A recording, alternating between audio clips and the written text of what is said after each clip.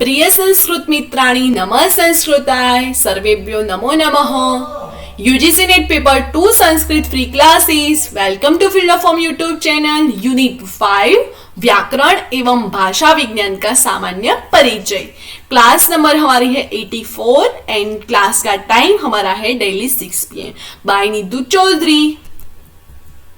ये हमारे social media के अकाउंट्स हैं, वहां पे जाओगे तो डेली के डेली हमारे जो लिंक है वो आपको प्रोवाइड करवा जाएंगे और आपका कुछ भी डाउट्स है तो आप हमसे डायरेक्टली कनेक्ट हो सकते हो। और ये हमारी फील्ड ऑफ फॉर्म की एप्लीकेशन है जिसमें free notes, live classes, 5000 plus MCQ plus PYQ and free books वहां पे आपको मिल जाएंगी। और ये नेट फ्री क्लासेस का टाइमिंग है 9 AM को जीके की क्लास, 11 AM को पेपर फर्स्ट के लिए, 2 PM को पेपर फर्स्ट के MCQ, 6 PM को Sanskrit second paper and 7 PM को शॉर्ट वीडियो एंड 9 PM को जो फर्स्ट पेपर के DI मैथ्स है उसकी क्लास आपको मिल जाएंगी। हाउ टू डाउनलोड नोट्स, आप नोट्स कैसे डाउनलोड करें तो यहाँ पे हमारी वेबसाइट दी हुई है www.ugcnet.com। वहां पे जाओगे तो डेली के डेली जो क्लास के PDF होते हैं वो आपको मिल जाएंगे। और आपको मैं बता दूं कि हमारी जो फील्ड ऑफ फॉर्म की जो यूट्यूब चैनल है उस पर प्लेलिस्ट बन चुकी है जो कि 1 से 84 तक के सारे वीडियोस आपको एक साथ यहाँ पे मिल जाएंगे। और आपको पता ही है हमारा जो फील्ड ऑफ फॉर्म है गिव अवे के नाम से भी जाना जाता है। और ये बहुत ही बड़ी बात है कि इस बार फील्ड ऑफ फॉर्म ने स्मार्ट वॉच विनर के लिए रखा है, तो जो भी विनर है वो स्मार्ट वॉच यहाँ से विन करके जाएगा। तो प्लीज आप भी ये लकी विनर हो सकते हो, तो प्लीज यार प्रिपरेशन करो और विनर बन के आओ। और एक बार सभी स्टूडेंट लिख लो कि वी वांट JRF।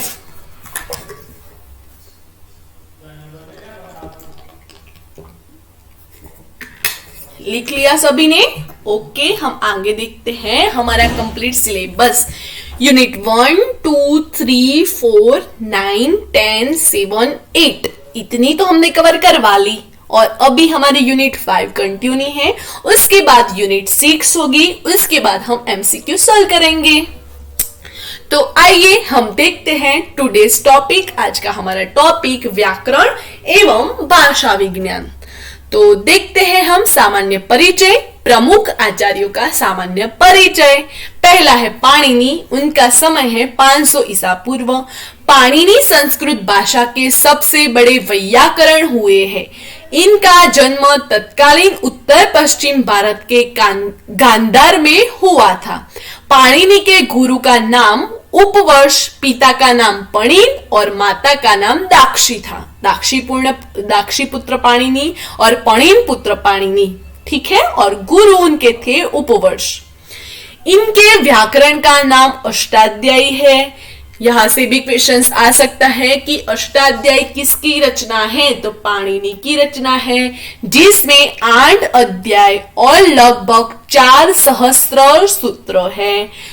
संस्कृत भाषा को व्याकरण सम्मत रूप देने में पाणिनि का योगदान अतुलनीय माना जाता है। अष्टाध्यायी मात्र व्याकरण ग्रंथ नहीं है, इसमें प्रकारांत से तत्कालीन भारतीय समाज का पूरा चित्र मिलता है।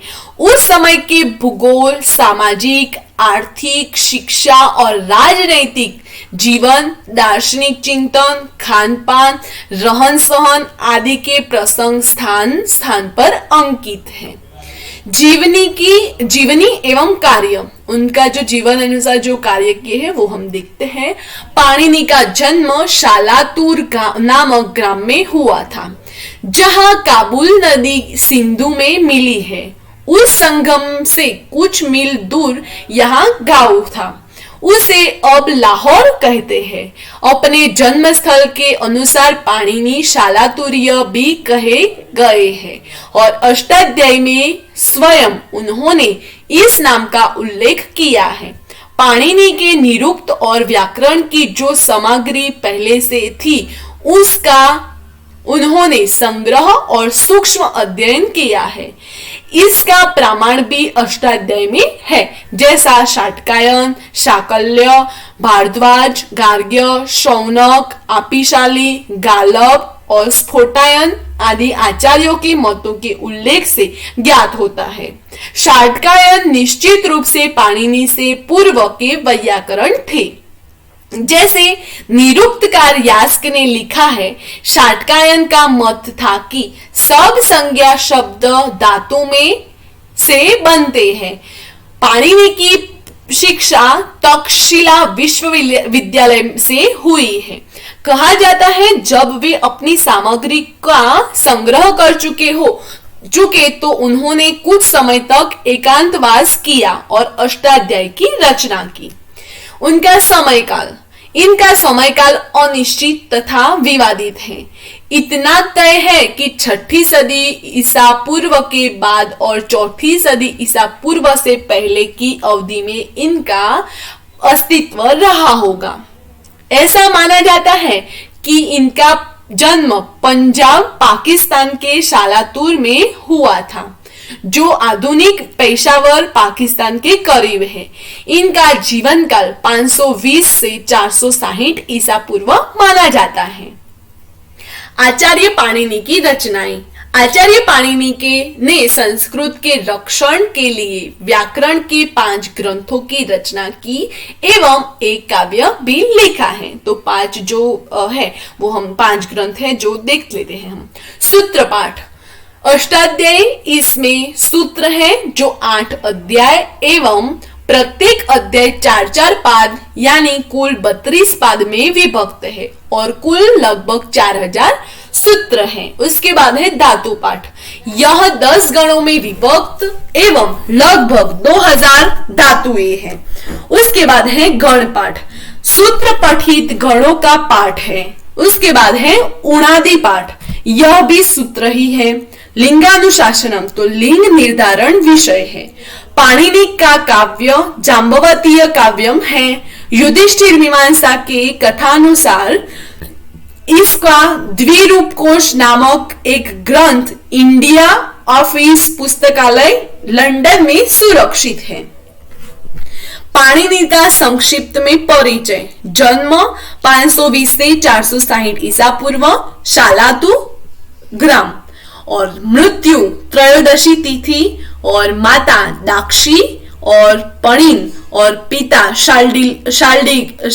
शालडिग और उसको पणिन भी कहते थे। उसके बाद व्यवसाय, वैयाकरण और कवि, राष्ट्रीयता भारतीय, विद्या संस्कृत व्याकरण के सूत्र रचयिता, कृति अष्टाध्यायी, धातु पाठ, गण पाठ, उणादि पाठ, लिंगानुशासनम और काव्य जाम्बवती विजयम। उसके बाद है कात्यायन, उनका समय है 300 ईसा पूर्व और कात्यायन को वररुचि के नाम से भी जाना जाता है। ये भी पूछा जाता है कि वररुचि कौन है, तो कात्यायन। वररुचि कात्यायन पाणिनि सूत्रों के प्रसिद्ध वार्तिककार थे। पाणिनि जो थे वो सूत्रकार थे, कात्यायन है वो वार्तिककार है। वररुचि कात्यायन के वार्तिक पाणिनीय व्याकरण के लिए अति महत्वशाली सिद्ध हुए हैं। वार्तिकों के आधार पर ही पीछे से पतंजलि ने महाभाष्य की रचना की। पुरुषोत्तम देव ने अपने त्रिकांड शेष अभिधान कोश में कात्यायन के ये नाम लिखे हैं, कात्य, पुनर्वसु, मेघाजित और वररुचि। कात्य नाम गौत्र प्रत्यायत है, महाभाष्य में उसका उल्लेख है। पुनर्वसु नाम नक्षत्र संबंधी है और भाषा वृत्ति में पुनर्वसु को वररुचि का पर्याय कहा गया है। मेघाजित का कहीं अन्यत्र उल्लेख नहीं मिलता। इसके अतिरिक्त कथा सरित सागर और बृहद कथा मंजरी में कात्यायन वररुचि का एक नाम श्रुतधर भी आया है। हेमचंद्र एवं मोदिनी कोशों में भी कात्यायन के वररुचि नाम का उल्लेख है। संभवतः इसी वररुचि कात्यायन ने वेद सर्वानुक्रमणी और प्रतिशाख्य की रचना भी की है। कात्यायन के बनाए कुछ ब्राज्र संज्ञक श्लोकों की चर्चा भी महाभाष्य में की गई है। कैयट और नागेश के अनुसार ब्राज संज्ञक श्लोक वार्तिककार के भी बनाए हुए हैं। कात्यायन 300 ईसा पूर्व दाक्षिणात्य वार्तिककार थे। प्रियदत्ता ही दाक्षिणात्य पतंजलि ये इन्होंने लिखा है। इनके काव्य के विषय में पतंजलि ने महाभाष्य में संकेत किया है वररुच काव्यम। कात्यायन पाणिनि और पतंजलि की मध्यम श्रृंखला जोड़ने वाले माने जाते हैं। पाणिनि और पतंजलि के बीच में कात्यायन श्रृंखला को जोड़ने वाले माने जाते हैं। कात्यायन की रचनाएं: कात्यायन स्मृति, स्वर्गारोहण काव्यम, उभय सारिका भाग और भाज्र श्लोक। उसके बाद है पतंजलि, पाणिनि, कात्यायन और पतंजलि। पतंजलि का समय है 185 ईसा पूर्व। पतंजलि गोनार्द यानी गोंडा जिला उत्तर प्रदेश के निवासी थे। बाद में वे काशी में बस गए। ये व्याकरणाचार्य पाणिनि के शिष्य थे। पतंजलि को शेषनाग का अवतार माना जाता है। इनकी माता का नाम गोणिका था। पतंजलि योग सूत्र के रचनाकार है। भारतीय साहित्य में पतंजलि के लिखे हुए 3 मुख्य ग्रंथ मिलते हैं: योग सूत्र, अष्टाध्यायी पर भाष्य और आयुर्वेद पर ग्रंथ। कुछ विद्वानों का मत है कि ये तीनों ग्रंथ एक ही व्यक्ति ने लिखे। अन्य की धारणा है कि ये विभिन्न व्यक्तियों की कृतियां है। पतंजलि ने पाणिनि के अष्टाध्यायी पर अपनी टीका लिखी, जिसे महाभाष्य का नाम दिया। महा प्लस भाष्य यानी समीक्षा, टिप्पणी, विवेचना और आलोचना, ठीक है, जो कि महाभाष्य। जीवन: पतंजलि शुंग वंश के शासनकाल में थे। डॉक्टर भंडारकर ने पतंजलि का समय 185 ईसा पूर्व, बोथलिक ने पतंजलि का समय 200 ईसा पूर्व एवं कीथ ने उनका समय 140 से 150 ईसा पूर्व माना है। पतंजलि पुष्पमित्र शुंग 195-142 ईसा पूर्व के शासनकाल में थे। उन्होंने पुष्पमित्र शुंग का अश्वमेध यज्ञ भी संपन्न कराया था। पतंजलि महान चिकित्सक थे और उन्हें ही चरक संहिता का प्रणेता भी माना जाता है। जो चरक संहिता है वो भी पतंजलि की है। राजा भोज ने इन्हें तन के साथ मन का भी चिकित्सक कहा है। योगेन चित्तस्य पदेन वाचामल शरीरस्य च वैद्यकेन योपागरोक्तम प्रवरम मुनिना पतंजलि प्रांजलिना रानो अस्मि यानी भोजराज। अर्थात चित्त शुद्धि के लिए योग यानी योग सूत्र, वाणी शुद्धि के लिए व्याकरण यानी महाभाष्य और शरीर की शुद्धि के लिए वैदिक शास्त्र यानी चरक संहिता देने वाले मुनि श्रेष्ठ पतंजलि को प्रणाम। पतंजलि की रचनाएं: महाभाष्य, योग सूत्र और महानंदन काव्य।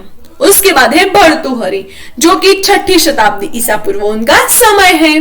भर्तृहरि एक महान संस्कृत कवि थे। संस्कृत साहित्य के इतिहास में भर्तृहरि एक नीतिकार के रूप में प्रसिद्ध है।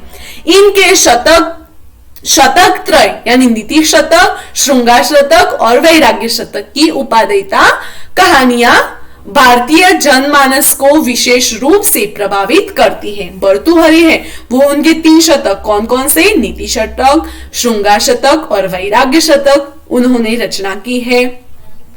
प्रत्येक शतक में 100 श्लोक हैं।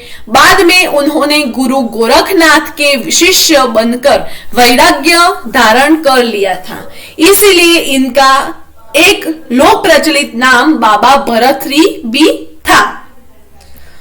जैन श्रुति और परंपरा के अनुसार भर्तृहरि विक्रम संवत के प्रवर्तक सम्राट चंद्रगुप्त विक्रमादित्य के अग्रज माने जाते हैं।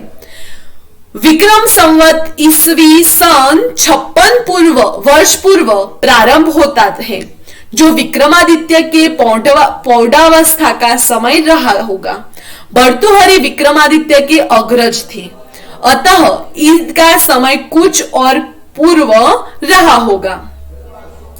विक्रम संवत के प्रारंभ के विषय में भी विद्वानों में मतभेद हैं। कुछ लोग ईस्वी सन 78 और कुछ लोग ईस्वी सन 544 में इनका प्रारंभ मानते हैं। ये दोनों मत भी अग्राह्य प्रतीत होते हैं। फारसी ग्रंथ कालितो दिमनह में पंचतंत्र का एक पद्य शशिर दिवाकर का भाव उद्धृत है। पंचतंत्र में अनेक ग्रंथों के पद्यों का संकलन है। संभवतः पंचतंत्र में इसे नीति शतकम से ग्रहण किया गया होगा। फारसी ग्रंथ 571 ईस्वी में 581 ईसा तक के एक फारसी शासक के निमित्त हुआ था। इसीलिए राजा भर्तृहरि अनुमानतः 550 ईसा पूर्व से हम लोगों के बीच आए थे। भर्तृहरि उज्जैनी के राजा थे। ये विक्रमादित्य उपाधि धारण करने वाले चंद्रगुप्त द्वितीय के बड़े भाई थे। इनके पिता का नाम चंद्रसेन था, पत्नी का नाम पिंगला था, जिसे वे अत्यंत प्रेम करते थे। उन्होंने सुंदर और रसपूर्ण भाषा में नीति, वैराग्य तथा श्रृंगार जैसे गूढ़ विषयों पर शतक काव्य लिखे हैं। इस शतक त्रय के अतिरिक्त वाक्यपदीय नामक एक उच्च श्रेणी का व्याकरण ग्रंथ भी इनके नाम पर प्रसिद्ध है। कुछ लोग भट्टी काव्य के रचिता भट्टी से भी उनका ऐक्य मानते हैं। ऐसा कहा जाता है कि नाथ पंथ के वैराग्य नामक उपपंथ के यही प्रवर्तक थे। चीनी यात्री इत्सिंग और ह्यूएनसंग ने के अनुसार इन्होंने बौद्ध धर्म ग्रहण किया था। भर्तृहरि की रचनाएं वाक्यपदीयम, नीति शतकम, श्रृंगार शतकम, वैराग्य शतकम और दीपिका टीका। उसके बाद है वामन जयादित्य, जो कि 7वीं शताब्दी। जयादित्य संस्कृत के वैयाकरण थे। काशी का वृत्ति जयादित्य और वामन की सम्मिलित रचना है। हेमचंद्र ने अपने शब्दानुशासन में व्याख्याकार जयादित्य को बहुत ही रुचिपूर्ण ढंग से स्मरण किया है। चीनी यात्री इत्सिंग ने अपनी भारत यात्रा के प्रसंग में जयादित्य का प्रभावपूर्ण ढंग से वर्णन किया है। जयादित्य ने जन्म मरण आदि वृत्तांत के बारे में कोई भी परिमार्जित एवं पुष्कल ऐतिहासिक सामग्री नहीं मिलती। इत्सिंग की भारत यात्रा एवं विवरण से कुछ जानकारी मिलती है। तदनुसार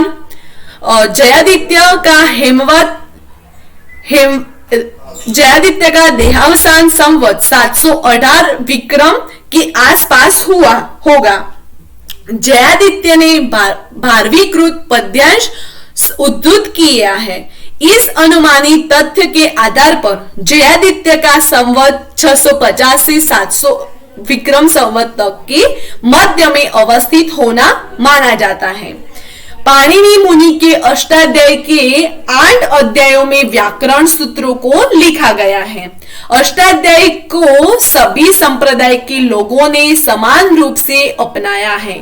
जयादित्य ने काशी का नाम से अष्टाध्यायी पर व्याख्या की है। काशी में इनकी सृष्टि हुई होगी, क्योंकि काशी का प्रधान अर्थ यही है। काश्याभव काशिका कुशकशावलंबनम। न्याय से हमको जयादित्य के बारे में सोचने का अवसर मिलता है। संभव है जयादित्य काशीवासी हो। काशी आज भी संस्कृत व्याकरण के पठन पाठन और व्याकरण ग्रंथों की सृष्टि का प्रधान केंद्र है। राजतरंगिणी और जयापीड़ नामक राजा का नाम आया है, जो 667 शताब्दी में कश्मीर में सिंहासन पर बैठा था और जिसके एक मंत्री का नाम वामन था। कुछ लोग इसी जयापीड़ को काशी का कर्ता मानते हैं, पर मैक्स मुलर का मत है कि काशीकार जयादित्य कश्मीर के जयापीड़ से पहले हुआ है, क्योंकि चीनी यात्री इत्सिंग ने 612 शताब्दी में अपनी पुस्तक में जयादित्य के वृत्ति सूत्र का उल्लेख किया है। इस विषय में इतना समझ रखना चाहिए कि कलहण के दिए हुए संवत बिल्कुल ठीक नहीं है। काशिका के प्रकाशक बाल श्रेष्ठी का मत है कि काशी का कर्ता बौद्ध था, क्योंकि उसने मंगलाचरण नहीं लिखा है और पाणिनि के सूत्र में फेरफार किया है। बहुत से वैयाकरण प्रायः काशिका को संपूर्ण रूप से जयादित्य का बनाया नहीं मानती। पुरुषोत्तम देव, हरिदत्त आदि विद्वानों ने भाषावृत्ति, पदमंजरी, अमर टीका, सर्वस्व, अष्टांग हृदय, सर्वांग सुंदरी टीका में इसका उल्लेख किया है। कुछ विद्वान जयादित्य और वामन को काशिका का निर्माता मानते हैं। काशिका के समान बत्रीश्वर, जयंत और मैत्रेय रक्षित आदि की अष्टाध्यायी व्याख्याएं भी थी। उनमें से कम वृत्तियां पाई जाती है। केशिका के प्रभाव में नवीन प्राचीन सभी वृत्तियों विलीन हो गई और व्यवहार रूप में आज भी काशिका ही रह गई है। काशिका पर जिनेन्द्र बुद्धि कृत काशिका विवरण, पंजिका, न्यास और हरदत्त मिश्र की पदमंजरी ग्रंथ लिखा है। जिनेन्द्र कृत ग्रंथ न्यास नाम से ही प्रसिद्ध है। यह बहुत विशालकाय कई भागों वाला ग्रंथ है। न्यास ने सर्वथा काशिका के समर्थन में प्रयास किया है, परंतु पदमंजरी के में कैयट महाभाष्य के टीकाकार का अनुसरण है और अनावश्यक सामग्री को विडंबित किया गया है। बहुत से वैयाकरण उसके बाद है भट्टोजी दीक्षित, जो कि 16वीं शताब्दी। भट्टोजी दीक्षित 16वीं शताब्दी में उत्पन्न संस्कृत वैयाकरण थे, जिन्होंने सिद्धांत कौमुदी की रचना की थी। इनका निवास स्थान काशी था। इन्होंने शेष कृष्ण से व्याकरण और धर्मशास्त्र का अध्ययन किया। वेदांत का नृसिंह, मीमांसा का अप्पय दीक्षित से अध्ययन किया। इनके शिष्य वरदराज भी व्याकरण के महान पंडित हुए। पाणिनीय व्याकरण के अध्ययन की प्राचीन परिपाटी में पाणिनीय सूत्र पाठ के क्रम को आधार माना जाता था। यह क्रम प्रयोग सिद्धि की दृष्टि से कठिन था, क्योंकि एक ही प्रयोग का साधन करने के लिए विभिन्न अध्यायों के सूत्र लगाने पड़ते थे।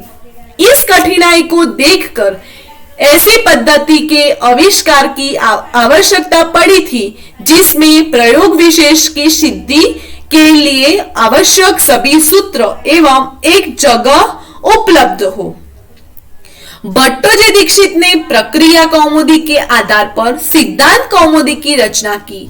इस ग्रंथ पर उन्होंने स्वयं पौड मनोरमा लिखा, टीका लिखी। पाणिनीय सूत्र पर अष्टाध्यायी क्रम से एक अपूर्ण व्याख्या, शब्द कौतुंब तथा वैयाकरण भूषणकारी का भी इनके ग्रंथ है।